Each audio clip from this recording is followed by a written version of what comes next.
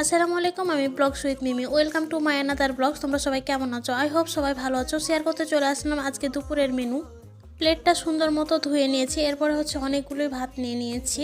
তো সাদা ধোয়া ওঠা ভাত নিয়েছি। এরপরে হচ্ছে পেঁয়াজ কলি ভাজি নিয়েছি। পেঁয়াজ কলি ভাজিটা আলু দিয়ে করা হয়েছিল। দেন হচ্ছে সুন্দর মতো ভাতটা মেখে নিলাম। দেন প্রথম বাইট নিলাম, মানে খেতে এত মজা লাগতেছিল। আর আমার পেঁয়াজ কলি ভাজি খেতে ভালো লাগে। কার কেমন লাগে অবশ্যই কমেন্ট করে জানিও।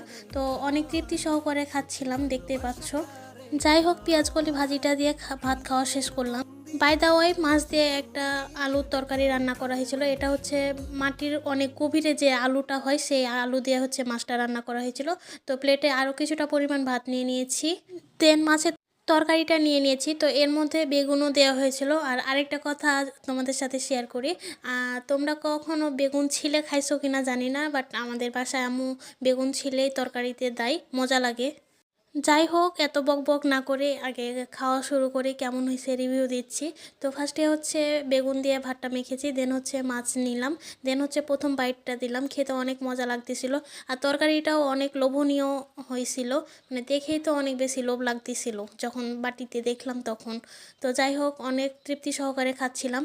আর তোমরা হয়তো বা আগে থেকে যারা আমার ভিডিও দেখো তারা অবশ্যই জানো যে আমি চোচা সহ লেবু খাই। এটা আমার খুব ভালো লাগে। তোমরা কারা কারা চোচা সহ লেবু খাও অবশ্যই কমেন্ট করে জানিও। আমার তো এটা খুবই ভালো লাগে। তো যাই হোক, খাবারটা শেষ করি। আর আমার ভিডিও ছিল এ পর্যন্ত। সবাই ভালো থেকো, সুস্থ থেকো। আর আমার পেজটা বেশি বেশি লাইক, ফলো, শেয়ার করে দাও।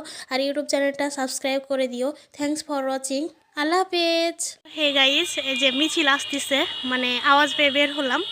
তো আমি ভিতরে আছি, তো গেট বাইরে বের হবো না, এখান থেকে দেখি। তোমাদের সাথে দেখাচ্ছি, দেখো।